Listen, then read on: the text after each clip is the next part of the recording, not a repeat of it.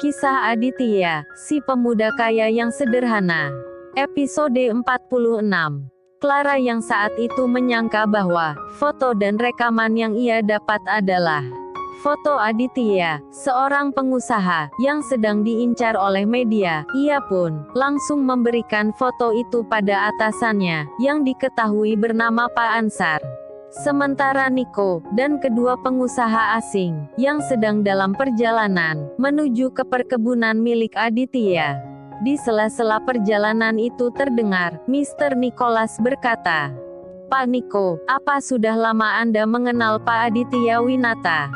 Karena dari yang saya lihat, beliau gitu mempercayai Anda." "Sudah sangat lama Mister. Kalau tidak salah, sudah 7 tahun, saya kenal dengan Aditya. Saat itu, kita sama-sama kuliah di Jerman," sahut Niko. Tak terasa, waktu terus bergulir. Terlihat saat itu, iring-iringan kedua pengusaha asing itu telah memasuki desa Bukit Sejuk. Desa yang 3 tahun lalu hanya dipenuhi rumput dan sawah-sawah yang kering. Lain halnya dengan saat ini. Tanah yang dulunya tandus, dirubah menjadi greenhouse, yang ditanam segala jenis sayuran dan buah. Melihat semua itu, Mr. Nicholas pun berkata, "Apa ini? Perkebunan milik Pak Aditya Winata?"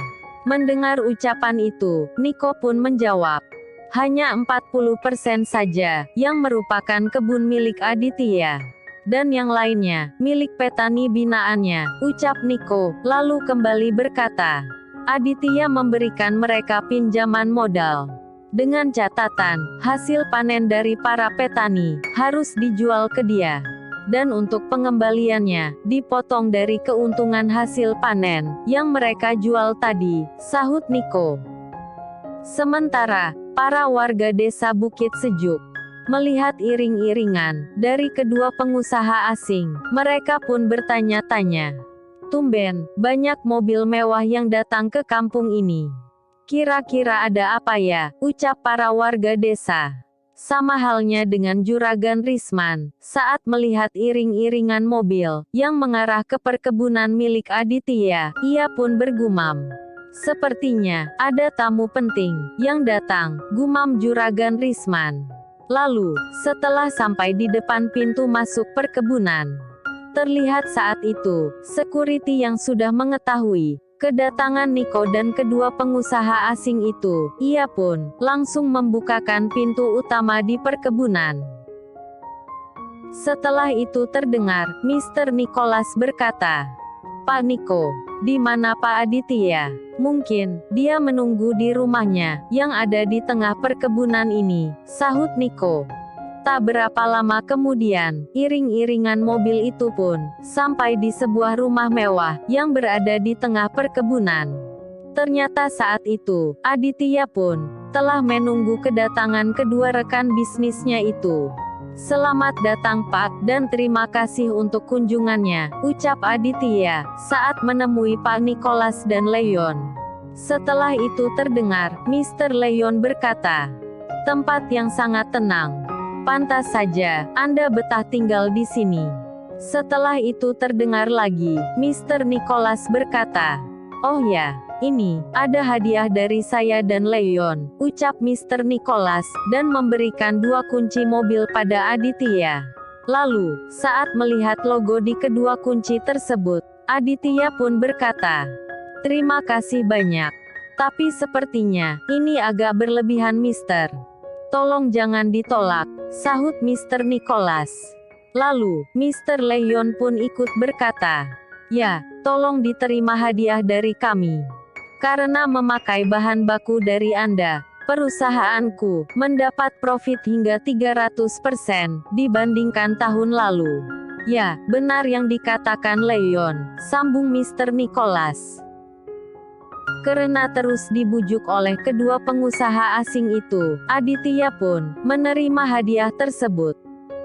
Mobil ini mau dipakai untuk apa di sini?" gumam Aditya, lalu berkata, "Silakan masuk Mister.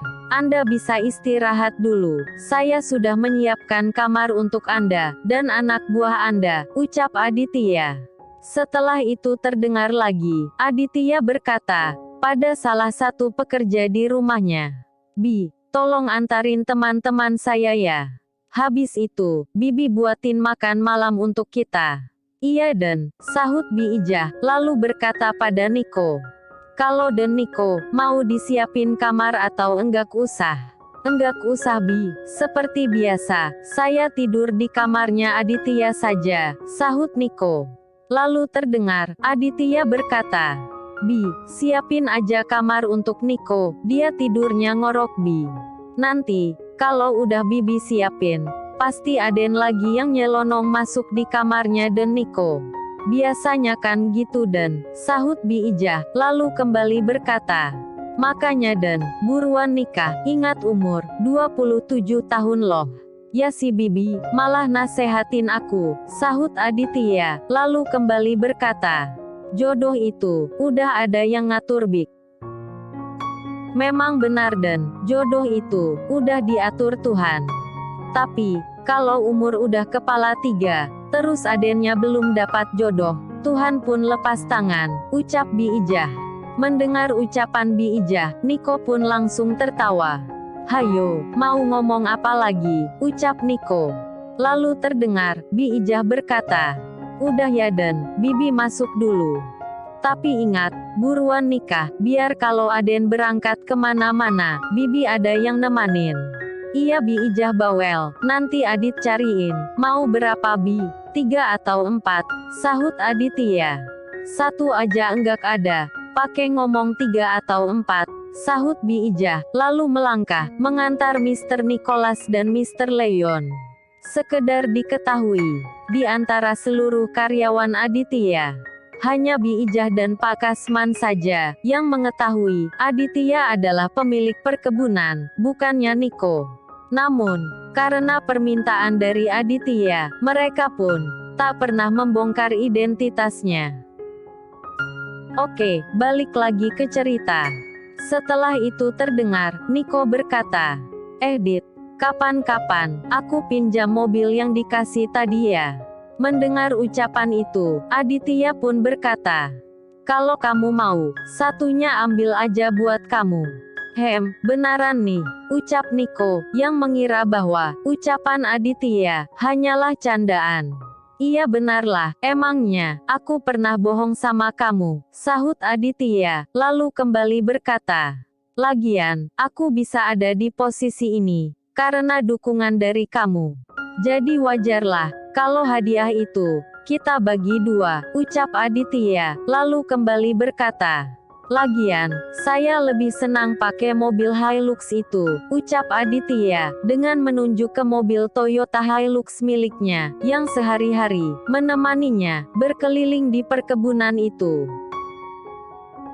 Singkat cerita, malam pun tiba. Terlihat saat itu, sehabis makan malam, Aditya, Niko, dan kedua pengusaha asing itu pun mulai ngobrol di tepi kolam. Sementara itu, di lokasi yang berbeda, Tuan Winata, yang juga sehabis makan malam dan istrinya. Terdengar, Tuan Winata berkata, Ma, tolong ambilin handphone Papa dong. Papa mau nelpon pemilik perkebunan, Winata Organic Farm. What, apa yang bakalan terjadi ya gengs? Setelah itu terdengar, istri Tuan Winata berkata, iya Pak, tunggu ya, Mama ambilin, sahut istri Tuan Winata. Tak berapa lama kemudian, istri Tuan Winata pun berkata, ini handphonenya Pak. Setelah handphone tersebut diambil oleh Tuan Winata, istrinya pun kembali berkata, Pak, kok namanya bisa sama dengan Papa ya? Mama rasa, pemilik usaha dengan nama Winata itu, ada hubungannya dengan Aditya. Enggak mungkin Ma. Mama kan tahu sendiri, Aditya pergi dari rumah, tidak membawa apa-apa. Jadi, enggak mungkin, Aditya bisa sesukses Pak Winata ini, sahut Tuan Winata. Mama yakin banget Pak, itu pasti Aditya. Kapan-kapan, Mama ingin bertemu dengan dia Pak. Mama ingin pastikan, dia Aditya atau bukan. Waduh gengs, memang nih. Kalau perasaan seorang ibu sama anaknya tuh, enggak bisa dibohongi. Makanya, teman-teman jangan ada yang suka nyakitin ibunya ya. Apalagi, sampai laporin ke polisi, seperti berita yang baru-baru viral. Iya Ma, nanti, kalau Pak Winata ini, mau bekerja sama dengan Papa, pasti Papa ajak ke sini, sahut Tuan Winata. Setelah itu terlihat, Tuan Winata pun, langsung melakukan panggilan. Sementara Aditya, yang saat itu, sedang menemani kedua rekan bisnisnya. Tiba-tiba terdengar, handphonenya berdering. Siapa Dit? Ucap Niko. Enggak tahu Nik, nomor baru, sahut Aditya, lalu menerima panggilan tersebut. Halo selamat malam, maaf, ini dengan siapa ya? Ucap Aditya. Setelah itu terdengar, Tuan Winata berkata, kenalkan Pak, saya Winata Hermawan. Apa benar, ini dengan Pak Winata, pemilik Winata Organic Farm, ucap Tuan Winata. Mendengar ucapan itu, Aditya yang kenal betul dengan suara ayahnya. Tanpa sadar, keluar air mata dari kedua matanya. Sementara Tuan Winata, yang belum mendapat jawaban.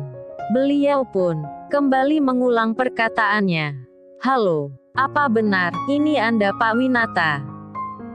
Mendengar ucapan itu, Aditya pun, menarik nafas dalam-dalam, lalu berkata, iya benar, saya sendiri, sahut Aditya, dengan suara yang terdengar serak.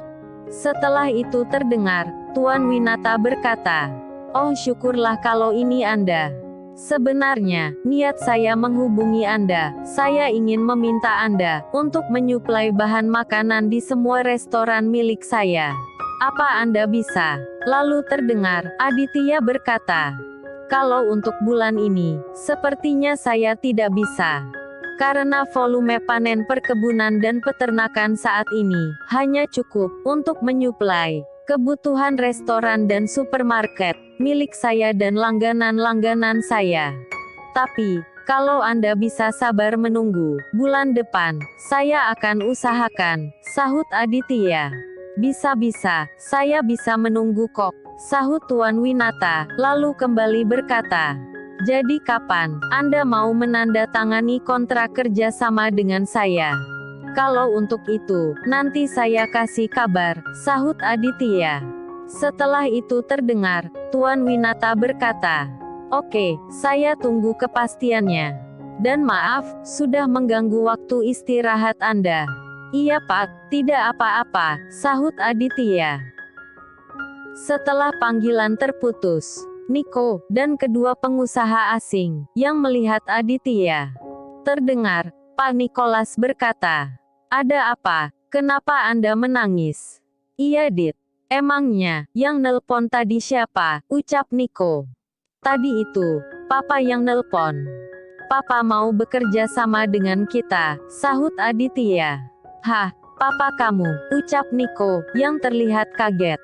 Lalu terdengar, Niko kembali berkata, kok, ayahmu bisa dapat nomor telepon kamu, ucap Niko. Namun, belum sempat dijawab oleh Aditya. Terdengar, Pak Nicholas berkata, tadi itu kenapa? Oh tidak apa-apa mister. Tadi yang nelpon itu, Tuan Winata, ayahnya Aditya, sahut Niko. Mendengar ucapan Niko, Mr. Nicholas pun berkata, apa mungkin, itu orang tadi siang, yang meminta nomor handphone Anda pada saya? Kalau tidak salah, namanya juga Winata, sama seperti Anda. Iya mister, itu Tuan Winata, ayahnya Aditya, sahut Niko. Jadi, Aditya ini, anaknya Tuan Winata, yang tadi saya temui. Ternyata, persaingan antara ayah dan anak. Tapi, kenapa bisa? Tuan Winata tak mengetahui Aditya, apa ada perselisihan antara mereka? Gumam Mr. Nicholas. Tak terasa, waktu pun beranjak pagi. Jarum jam pun, telah menunjukkan, pukul 8:30 pagi. Terlihat saat itu, Aditya, Niko, dan kedua pengusaha asing, beserta anak buahnya, sedang menikmati kopi, sambil menonton arta berita pagi. Tak lama kemudian, terdengar, si penyiar berkata, Kalian pasti sudah tidak asing lagi dengan sayur dan buah organik, dengan label Winata Organic Farm. Dan restoran bintang 5, juga swalayan dan supermarket, dengan nama Winata. Tapi tahukah Anda? Ternyata, pemilik dari semua bisnis itu, adalah anak muda berusia 27 tahun. Berikut foto dan rekaman aktivitasnya. Setelah itu terlihat foto-foto Nico bersama Mr. Nicholas dan Leon pun mulai ditampilkan.